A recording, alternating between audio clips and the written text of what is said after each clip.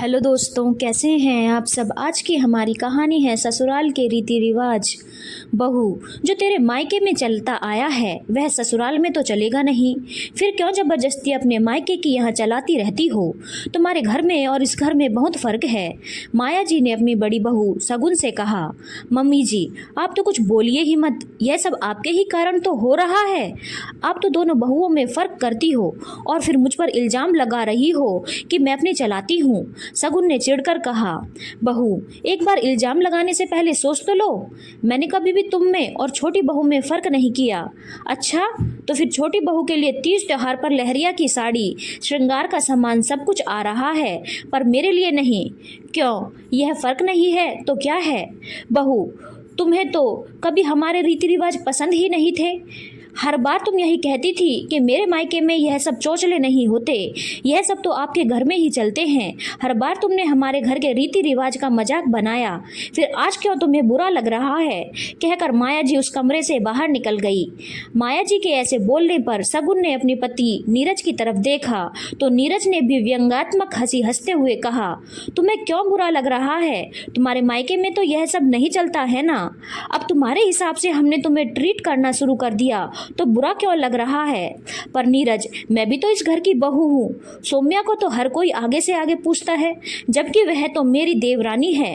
उसका ओहदा मुझसे छोटा है और मुझे कोई पूछना भी पसंद नहीं करता, जबकि मैं घर की बड़ी बहू हूँ। बताओ, मुझे बुरा नहीं लगेगा क्या।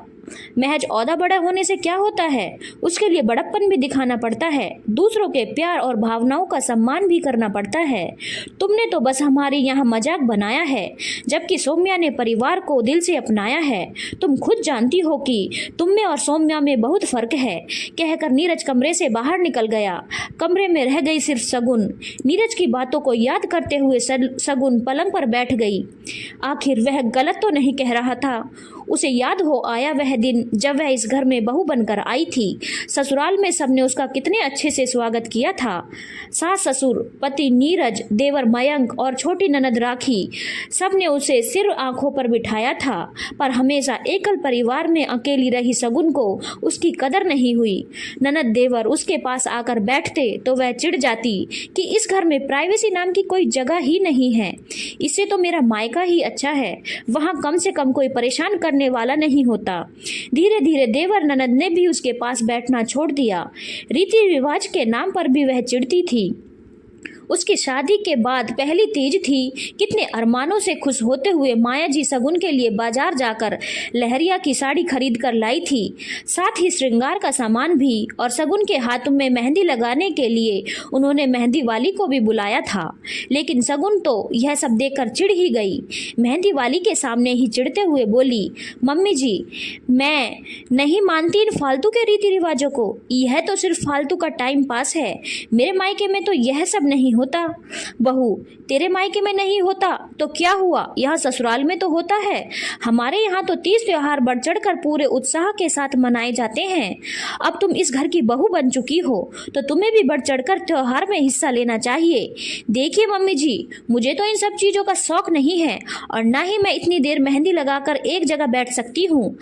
अपनी शादी में लगवा ली वही बड़ी बात है। आपको लगवाना है तो आप लगवाइए, मेरे पीछे मत पड़िए, कहकर सगुन अपने कमरे में चली गई। पीछे मेहंदी वाली माया जी का मुंह देखते रह गई। शाम को नीरज ने सगुन से कहा, सगुन, मेहंदी लगवा लेती तो क्या हो जाता। देखो, मैं एक जगह मेहंदी लगाकर नहीं बैठ सकती और मुझे इन सब चीज़ों से चिढ़ होती है। देखो, तुम्हें नहीं पसंद तो कोई बात नहीं, लेकिन मम्मी का मन रखने के लिए ही मेहंदी लगवा लेती। देखो, मुझे बनावटी बनने का शौक नहीं है। जो मुझे पसंद नहीं है वह मुझे पसंद नहीं है। साफ कहना, सुखी रहना। मेरे मायके में तो यह सब नहीं होता था। सगुन तुनक कर बोली, देखो, जो तुम्हारे मायके में होता था वह ससुराल में हो यह जरूरी तो नहीं। हर घर का अपना सिस्टम होता है और अपने रीति रिवाज होते हैं। अब तुम ससुराल की सदस्य बन चुकी हो तो तुम्हें यहाँ के रीति रिवाज अपनाने चाहिए। देखो नीरज, मुझे यह सब चोचले पसंद नहीं है और जो मैं बचपन से देखती आ रही हूँ उसे एकदम से कैसे बदल दूँ, और वैसे भी मुझे तो यह रीति रिवाज टाइम वेस्टिंग लगते हैं, कहकर सगुन ने बात को खत्म कर दिया। मेहंदी नहीं लगवाई कोई बात नहीं, नहीं, लेकिन ना तो लहरिया की साड़ी पहनी और ना ही श्रृंगार का सामान इस्तेमाल किया। यह देखकर माया जी को बुरा लगा, पर वह घर की शांति के लिए कुछ बोली नहीं। लेकिन सगुन तो यह सब अक्सर ही करती थी, हर तीज त्योहार पर अपनी मनमानी ही करती थी।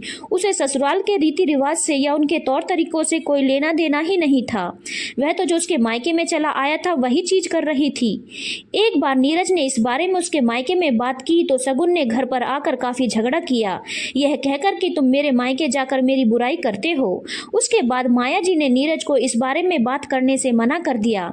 साथ ही हर तीज त्योहार पर अपनी तरफ से उसके लिए तोहफे लाने बंद कर दिए। बस वह उसके हाथ में पैसे दे देती थी कि तुम्हें जो खरीदना है अपनी पसंद का खरीद लेना। लेकिन अभी 3 महीने पहले ही देवर अजय की शादी सौम्या के साथ हुई थी। सौम्या घर में सबके साथ मिलजुल कर चलने में विश्वास करती थी, साथ ही हर तीज त्योहार में बढ़ चढ़कर हिस्सा लेती थी। यह देखकर माया जी भी उसके लिए आगे से आगे तोहफे लेकर आती थी। अब तीज का त्योहार आने वाला था तो माया जी ने सगुन के हाथ में पैसे रख दिए कि वह अपने लिए जो लाना है ला सकती है, पर सौम्या के लिए खुद बाजार जाकर साड़ी और श्रृंगार का सामान लेकर आई थी। अब मेहंदी वाली सौम्या को मेहंदी लगा रही थी कि सौम्या ने माया जी से कहा, मम्मी जी भाभी जी को भी बुला लीजिए, वह भी मेहंदी लगवा लेंगी। माया जी का मन तो नहीं था अंदर जाकर सगुन को बुलाने का, पर सौम्या के सामने क्यों उसे बुरा बनाए, यह सोचकर वह सगुन को बुलाने कमरे में आ गई। लेकिन सगुन तो लड़ने के मूड में बैठी थी। आखिर सौम्या को इतना अटेंशन क्यों दिया जा रहा था, इस कारण उसने माया जी और नीरज से बहस कर ली। तभी बाहर सबके हंसने खिलखिलाने की आवाज आने लगी। लगता है ननद राखी भी कॉलेज से आ गई है। आज अपने आप को सगुन बिल्कुल अकेला महसूस कर रही थी और इसके लिए खुद ही जिम्मेदार थी। अब उसके पास 2 ही रास्ते थे, या तो अपना ईगो लेकर बैठी रहे और हमेशा अकेली रहे, या फिर अपने ईगो को छोड़कर परिवार के साथ मिलकर रहे। उसने दूसरा रास्ता चुना और कमरे से उठकर बाहर आ गई। उसे वहां देखकर पहले तो एकदम शांति छा गई, लेकिन जब उसने कहा कि वह भी मेहंदी लगवाना चाहती है तो सब लोगों ने चेहरे पर मुस्कुराहट लेकर उसका वहां स्वागत किया। हालांकि गलतियां तो वह आज भी करती है, पर अब परिवार के लोग मिलजुल कर सब संभाल लेते हैं।